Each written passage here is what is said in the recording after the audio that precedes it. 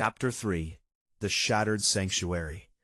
The air hung thick with a tension that was almost palpable in the Foster's minivan. A suffocating blanket, woven from exhaust fumes and unspoken anxieties.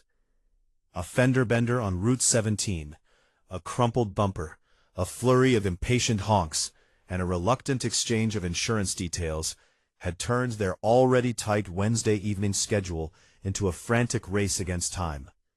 John, gripping the wheel with white knuckles, his face a mask of strain, glanced at the dashboard clock for what felt like the 100th time, muttering under his breath, "We're going to be late, and it's Emily's last service." His voice was a low growl, a counterpoint to the thrumming engine.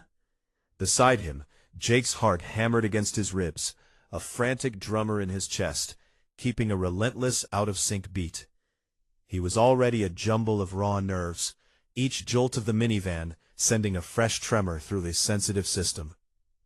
Tonight was the final night for Emily Hashimoto. Here is where she's the reimagination of Ellie herself.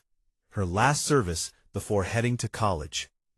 The thought alone felt like a gaping, ragged hole tearing open in his carefully constructed world. And the accident, the frustrating delay, just added kindling to the fire of his anxiety. The sudden stop-and-go traffic, the blare of horns, the smell of other cars' exhaust, it all magnified his internal disquiet to an unbearable pitch. He squeezed his eyes shut for a moment, wishing he could stop the world from spinning so fast. Beside him, Grace, ever the pragmatist, rolled her eyes and sighed, a sound of mild exasperation. "Can't you just chill, Jake? It's not the end of the world." Leo, oblivious in the back, his small world confined to the glowing screen of his handheld game, grunted in agreement without looking up. Their words, meant to soothe or dismiss, only sharpened the edges of Jake's distress. For him, it was the end of his world, or at least the steady, predictable orbit around Emily's comforting presence. The car finally lurched forward, pulling into the church parking lot, just as the last sliver of daylight vanished behind the distant trees. The lot, usually a quiet expanse, buzzed with activity, a chaotic symphony of murmuring voices, slamming car doors, and shuffling feet. John practically pushed them out the door, his urgency palpable. The cool evening air was a shock after the stuffy minivan, carrying with it the distinct scent of autumn leaves and damp earth, overlaid with the faint sweet perfume of the church's incense. The organ's low, mournful drone reached them before they even entered the sanctuary, a deep vibration that resonated in Jake's bones. He remembered sitting in this very car with Emily, her hand brushing his as the same music filled the air. Jake's breath hitched, catching painfully in his throat. The familiar hymns, usually a source of profound comfort, a predictable melody in a chaotic existence, now felt like a dirge, each resonant note driving invisible nails into his heart, sealing off a future he hadn't yet been able to fully comprehend.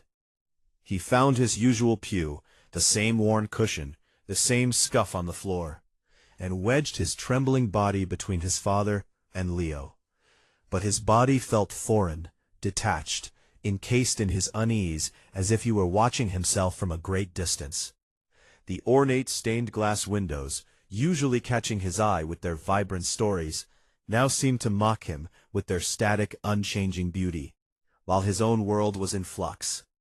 Tears pricked at the corners of his eyes, hot and stinging, threatening to spill over and betray the fierce battle raging within him. He fought them back with every fiber of his being, focusing intensely on the intricate swirling patterns woven into the carpet beneath his feet, anything to escape the overwhelming crescendo of emotions that threatened to consume him. He felt John's hand squeeze his, a silent, weighty gesture of comfort, both reassuring and utterly inadequate. But even that familiar warmth couldn't thaw the ice spreading through his veins, the creeping chill of an impending void. It was a day of many lasts for Emily, and he felt it all too deeply, each last echoing like a mournful bell in the cavern of his heart. The congregation shifted, a rustle of heavy fabric and murmured prayers. Then Kenji Hashimoto, his voice thick with emotion, approached the pulpit. And so, with both joy for what lies ahead and a touch of sadness for our immediate farewell, we bid our beloved Emily a blessed journey as she embarks on her new chapter in college. Emily has been a light in our community, a dedicated Krill, and a source of inspiration to so many, young and old. The congregation applauded, a wave of gentle, supportive claps that sounded like rain falling to Jake. His eyes, now glazed with unshed tears, were locked onto Emily, who stood gracefully at the front, a small, brave smile on her face. In that moment, Jake felt a deep, aching sense of loss wash over him, a tide pulling him further and further from shore. He saw her smile, the way her hair caught the soft glow of the sanctuary lights, the subtle tilt of her head, and each detail amplified the terror of her departure. He squeezed his hands into fists, his nails digging into his palms, trying to anchor himself, but the world was tilting. As Kenji finished his benediction, his voice a soothing balm that couldn't penetrate Jake's rising panic, Jake could no longer hold back the dammed-up floodwaters. Tears streamed down his face, hot and unchecked, blurring his vision until Emily was just a shimmering outline. He bit his lips so hard he tasted blood, a sharp, metallic tang, and his head began to shake from side to side, an involuntary tremor that started deep within his core and spread outwards. A low, keening sound, barely audible, escaped his lips. Emily, ever perceptive, watched him with a crease of concern between her brows. As the service ended, and people began to shuffle slowly and reverently out of the pews, she didn't hesitate. She rushed to his side, her movements swift and graceful. "Jake, what's wrong?" she asked, her voice soft, laced with genuine worry, her hand reaching for his arm. He tried to speak, tried to force words past the lump in his throat and the sobs that racked his chest, but only a choked cry emerged, a raw animal sound of distress. He continued to shake his head, a frantic denial of this impending reality. Softly, Emily crouched down beside him, her warm presence a stark contrast to the cold dread that enveloped him. "Hey, look at me. It's okay." Her eyes searched his, full of understanding. "I'll be back for break," she said, her voice a gentle promise. "You know that. I promised." She offered him a small, reassuring smile, trying to bridge the chasm of his fear. Jake finally managed to speak, his voice a ragged whisper, thick with emotion, the words tearing from him as if ripped from his very soul. "No, you'll be gone. Forever." The word forever hung in the air between them, heavy and suffocating to Jake. It was a word that warped his perception, twisting Emily's temporary departure into an absolute, irreversible abandonment. Emily, sensing the depth of his despair, reached out and took Jake's trembling hands in hers, her touch grounding, warm. "No, never forever. Remember?" she asked, her thumb stroking the back of his hand. "You always open the door for people. That's how you always greet me. I'll come back." She squeezed his hands, her gaze steady, trying to transmit her certainty to him. But the words meant to soothe instead pierced Jake like a shard of broken glass, cutting deep. The thought of her absence, the terrifying void she would leave behind, was devastating. Her reassurances, her promises, they were lost in the roar of his internal anguish. His mind seized on the image of her leaving, painting it in stark, terrifying colors.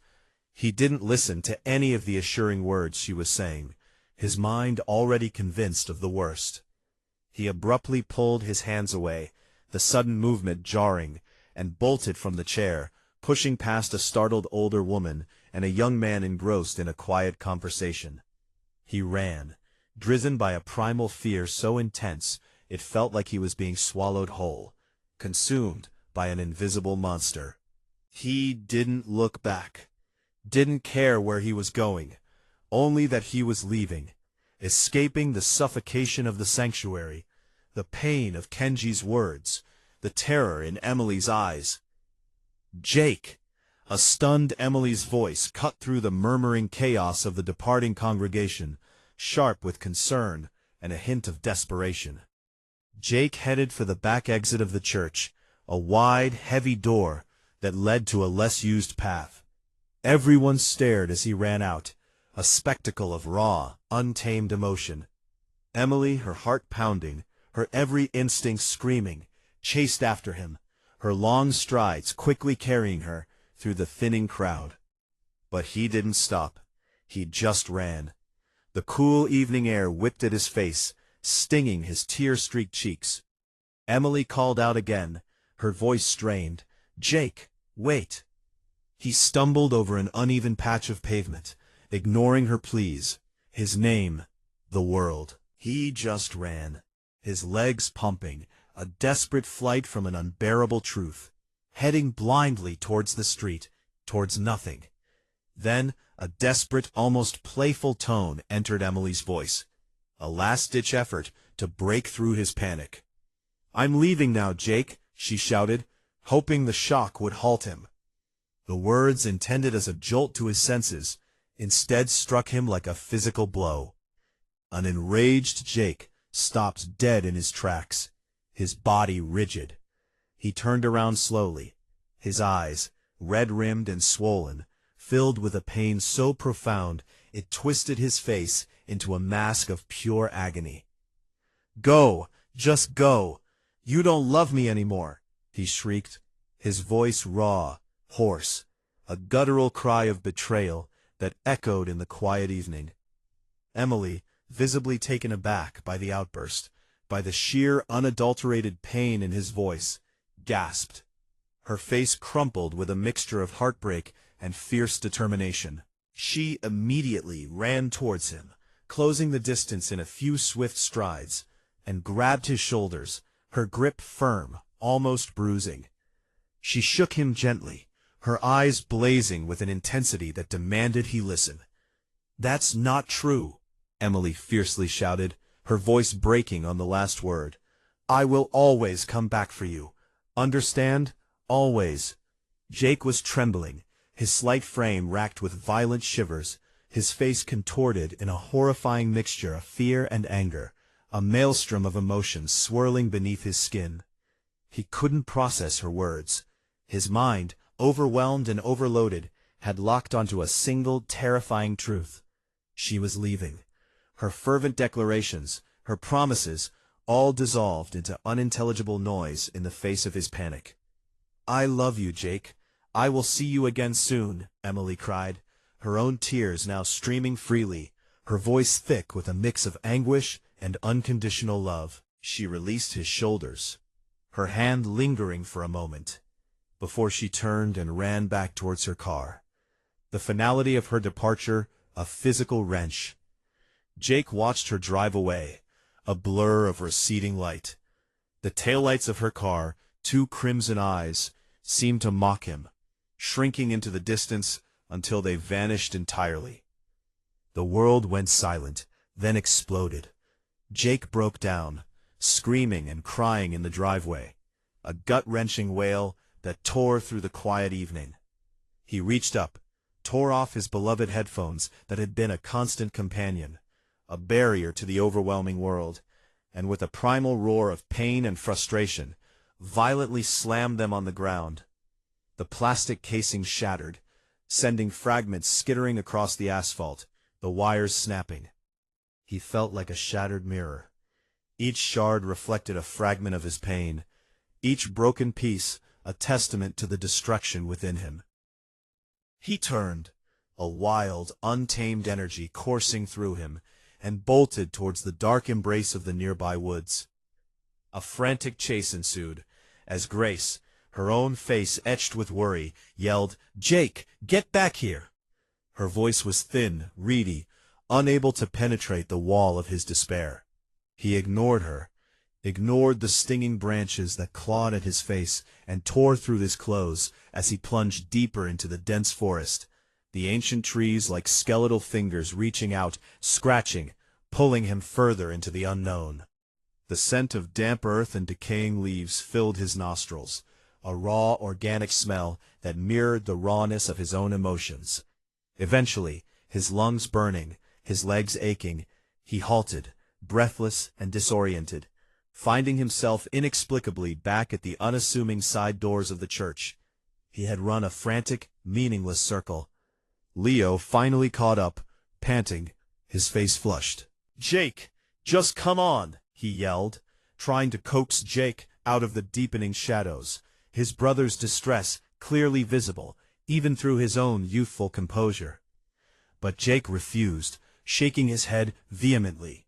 "Just leave me alone," he cried, fresh tears streaming down his face, blurring the already indistinct world around him, before he bolted, finding another door, this one leading into the sterile, unforgiving interior of the boys' bathroom. He slammed the door shut, the hollow thud echoing, and locked it with a defiant twist of the knob. "I hate this! I hate it all!" he shouted, his voice muffled by the thick door, tears choking his words. He cursed, a raw, blistering stream of profanities, as he looked at his reflection in the grime-splashed mirror above the sink. A stranger staring back at him, his face distorted by anguish and rage.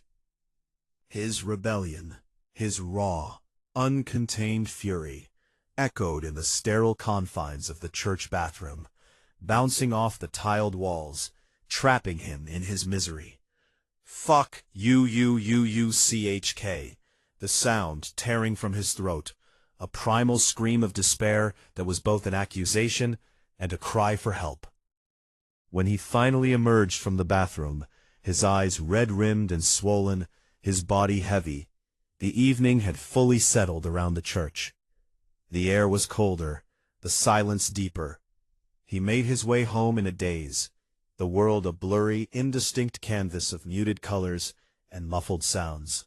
The bedroom was dimly lit when he finally entered, the soft glow of a street lamp filtering through the blinds, casting long, wavering shadows. His head hung low, his shoulders slumped, as if carrying an immense weight. He slumped onto his bed, collapsing into the familiar softness, pulling his hoodie tightly around him like a protective cocoon, seeking the comfort of fabric against his abraded skin.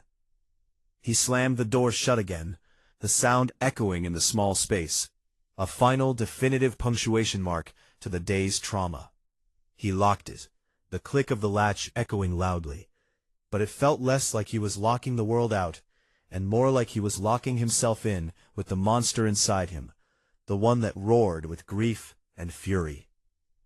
Mere moments later, a soft knock preceded John's entry into the room. His father's face was etched with exhaustion, his brow furrowed with concern, but his tone when he spoke was gentle but firm, a delicate balance he desperately tried to maintain. "Jake, you need to calm down," John told him, stepping further into the room, his shadow lengthening across the floor. But Jake, pushed past all emotional limits, snapped. The gentleness felt like a betrayal, the calmness an insult to his turmoil. "I hate church.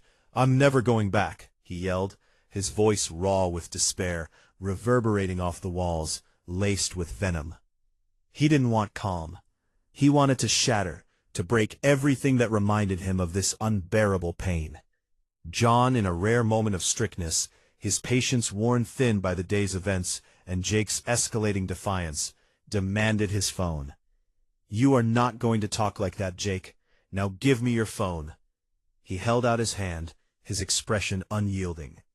Jake refused several times, his grip tightening around the device as if it were a lifeline. "What? No!" he shouted, clutching it to his chest, his eyes wide with a desperate childish possessiveness. The phone was his connection, his escape, the last remnant of control he felt he had. "Punishment for today. Now, John shouted back, his own voice rising in frustration, the mask of calm finally cracking. "Mine!" Jake shrieked in anger, his face contorted. They wrestled for it, a desperate, silent struggle. The usually docile Jake, fueled by a strength born of pure desperation and fear, fought with an unexpected intensity, surprising his father. Furniture scraped, the bed springs groaned, but John, ultimately, with a final forceful tug, snatched it away. "You don't deserve it," he said, his voice clipped, laced with a harshness he instantly regretted, but couldn't retract. He turned back towards the door, his heart hammering with a mixture of anger, fear, and profound sadness. Then from the doorway, words escaped him, words he knew would sting, words born of a desperate need to shock Jake back into some semblance of control, words he would replay in his mind for weeks. "And if you try to get out of the fucking bed and try to hurt me, I will call the cops, and I want to never ever see you again." John's voice cracked on the last few words, his own fury and fear twisting into a devastating threat, before he finally left Jake's room, slamming the door shut with a resounding thud that vibrated through the floor. "You go to hell!" an enraged Jake shrieked, the words venomous, slicing through the air like daggers, a final desperate lashing out at the man who had just taken his last comfort. The words hung in the air, thick with unspoken pain and fury. The room became his battleground, a canvas for his destruction. Jake's world, already fragile, finally fell apart completely. With a guttural cry, he swiped his arm across his messy desk, sending markers, data clutter, and papers flying across the room, scattering like fallen leaves in a storm. He ripped down the worn-out posters that adorned his walls, the once cherished images now meaningless, the only things that used to hold him together, tearing them into jagged pieces with trembling hands. Each object he destroyed, each tear and shatter, was a testament to his pain, a physical manifestation of the chaos within, a scream for help lost in the cacophony of his own making. Emily's laughter, her gentle words of encouragement, her fierce promises, all of it echoed in the hollow space of his mind, twisting into a constant, agonizing reminder of what he was losing, what he believed he had already lost forever. Exhausted, his body drained, his voice raw, he slumped to the floor amidst the rubble of his life, a shipwrecked sailor left on the desolate shore with absolutely nothing to hold on to. The darkness that seeped into his room from the fading light outside enveloped him, thick and heavy. And Jake, for the first time in his life, didn't know if he'd ever find his way back to the light.